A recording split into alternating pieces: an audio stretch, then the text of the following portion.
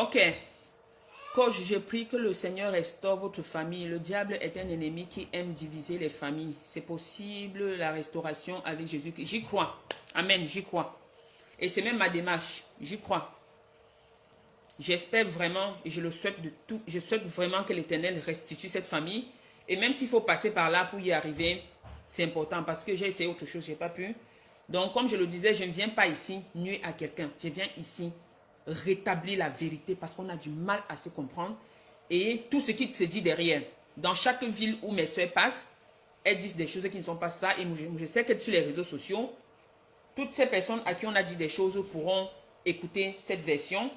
Je sais que le fait de le faire, je souhaite que l'Éternel fasse en sorte que ce que je fais, la procédure que je... Bref, le chemin par lequel je passe aujourd'hui pour pouvoir rétablir cela, je souhaite que l'Éternel fasse que ça marche. Mon problème, ce n'est pas les clashs. Parce que de toutes les façons, même si elle me répond, je ne répondrai pas. Je ne suis pas ici pour vilipender quelqu'un. Je parle de ma vie. Je parle de ce que j'ai enduré pendant 5 ans. Et pour faire comprendre cela à mes abonnés, c'est important que j'aille à la source, que je commence par le début. Et je parle de ma naissance, je parle de ma vie. Étant donné que ce sont des personnes qui étaient dans ma vie, je suis obligée de parler d'elles. Je reste convaincue que dans plusieurs familles, il y a des problèmes. Mais là, ce n'est pas le souci. Moi, je fais ce que j'ai à faire. Donc, quand je consomme mon enfant, je ne suis pas au courant que je suis enceinte. Je ne sais pas que je suis enceinte. C'est Pépé qui passe à Konolinga, on est à Konolinga. Elle constate que je suis,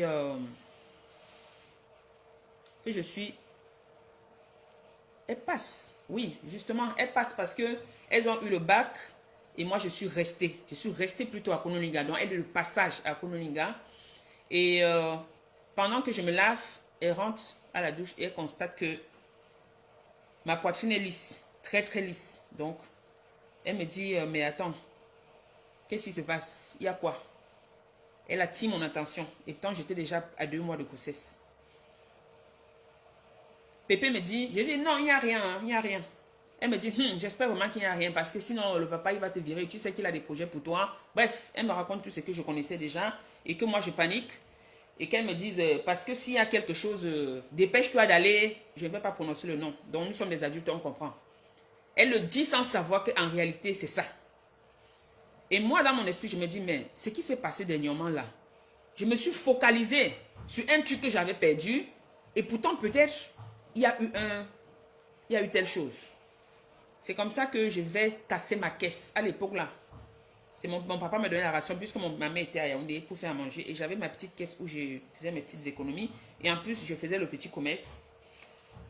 Donc, je casse et je vais vérifier. Et il se passe que c'est positif. C'est positif. Et le monsieur, je me mets à pleurer. Je pleure pourquoi? C'est normal. Hein? Lorsque tu es une fille et que tu es dans un lycée où tu es la seule en terminale C et que toute la ville te, entre guillemets, te, pas vénérer, je ne suis pas Dieu, mais quand même, quand je passais, voilà. Et mon papa, pareil, voilà le papa de la fille de TC. Donc, j'étais la seule en terminale C avec près d'une quarantaine de garçons, environ 38. Donc le monsieur me dit donc, me confirme que c'est ça. Et il me dit, ben ne pleure pas, hein, si tu veux, on peut apporter 7000. Et je les avais. Mais j'ai plutôt décidé d'aller passer un coup de fil à Yaoundé, appeler ma maman. À cette époque, il n'y avait pas de téléphone. Je vais donc, j'appelle une cabine chez nous. Et je demande à la cabine de Kounou de passer la nouvelle à ma maman que je veux la voir. C'est ainsi que ma maman me rappelle. Bref, elle vient à Konolinga me rencontrer.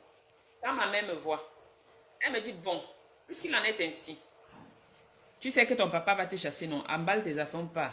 Moi aussi, je commence à emballer mes affaires. Et elle se charge d'aller annoncer à mon père qui a été très mal, mais ne m'a rien dit. Mon père entré dans une colère noire, mais il ne m'a rien dit. Bref, il était plutôt déçu. On va dire ça comme ça, c'est pas colère noire.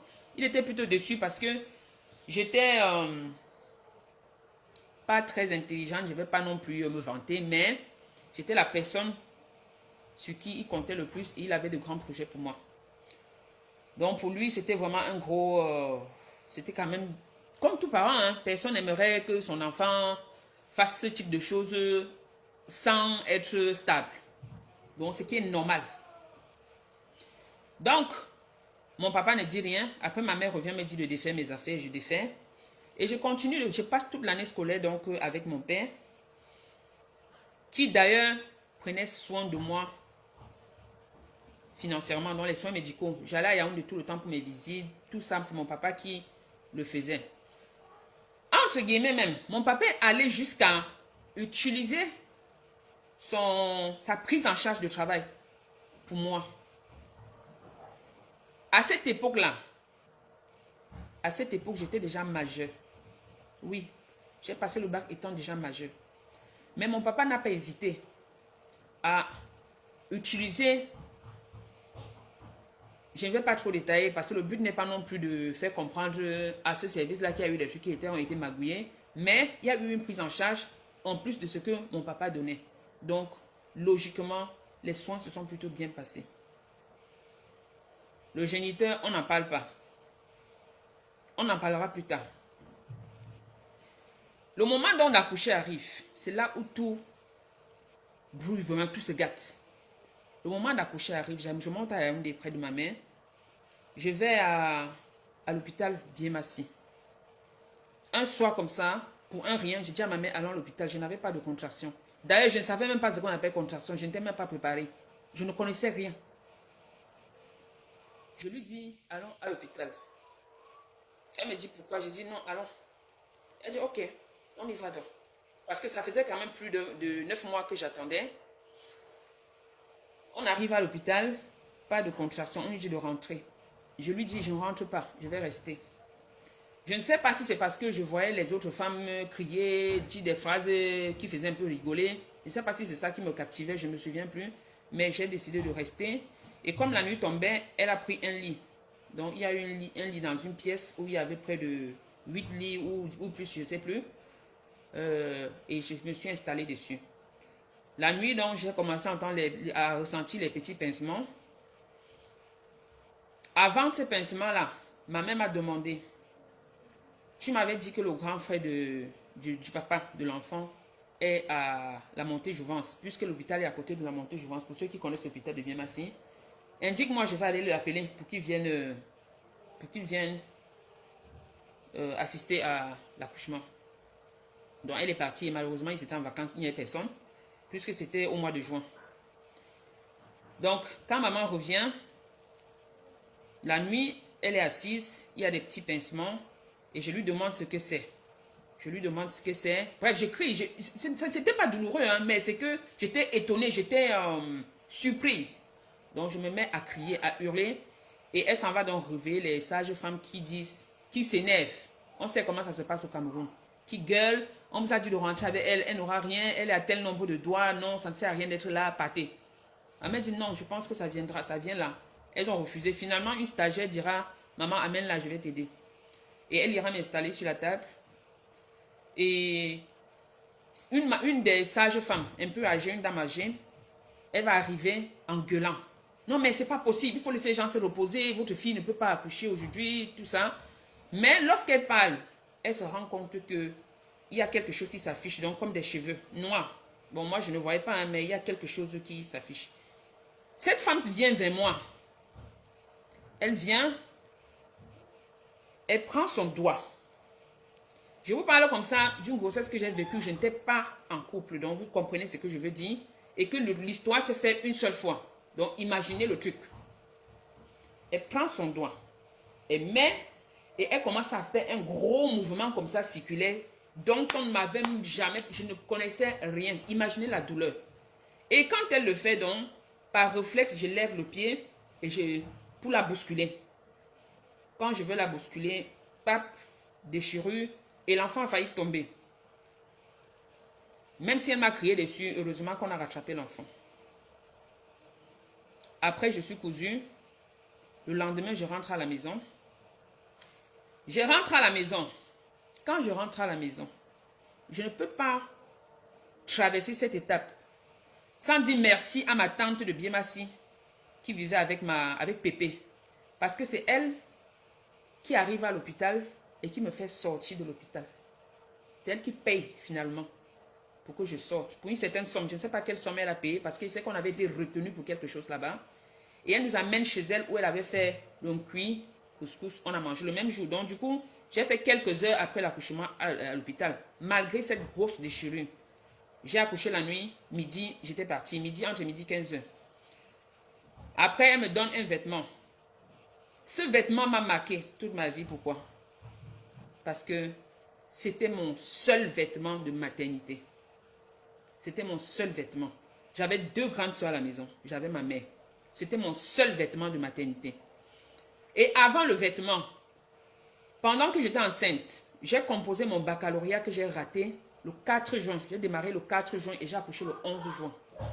Donc juste après le baccalauréat.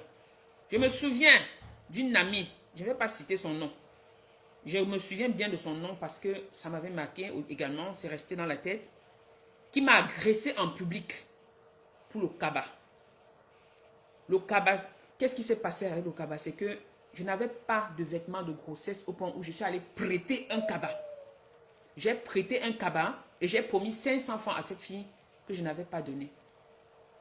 Donc, elle en a eu marre, elle a attendu pendant le bac pour venir m'agresser pour ces 500.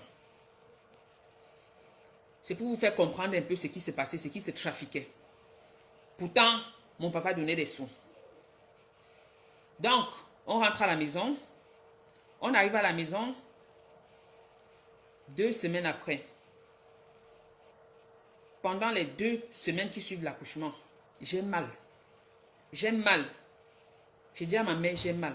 Ça ne va pas. Elle fait toutes les solutions qu'on connaît, le permanganate, le machin là, tu t'assois dessus et tout, c'était tout. Mais finalement, je n'arrivais plus à marcher, je sentais une lourdeur, ça n'allait pas, je pleurais. Et au bout de 2 semaines, elle m'amènera dans une clinique à côté. Elle m'amènera dans une clinique à côté, où on constatera que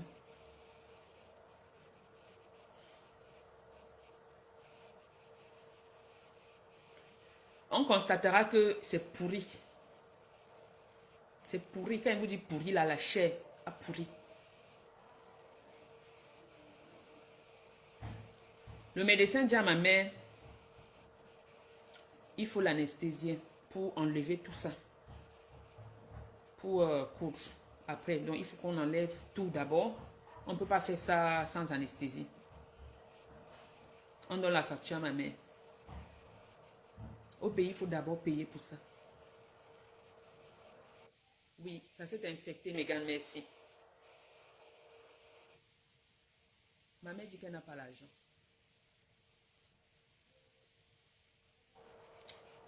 Sur le coup, moi, je ne suis pas dans ses poches, j'y crois. Elle n'a pas l'argent. Et je ne sais même pas d'ailleurs ce qui va se passer. On me le fait sans anesthésie. C'est-à-dire, on racle, on coupe. Quand on racle, ça veut dire que la chair, une chair qui s'en va d'abord. Et maintenant, il faut coudre. Il faut faire des points. Sans anesthésie. Je pense que j'ai réveillé les morts. Oh mon Dieu, je n'aurais pas dû prononcer ce nom. J'ai réveillé ceux qui étaient partis ce jour-là. J'ai pleuré les larmes de mon corps. J'ai pleuré.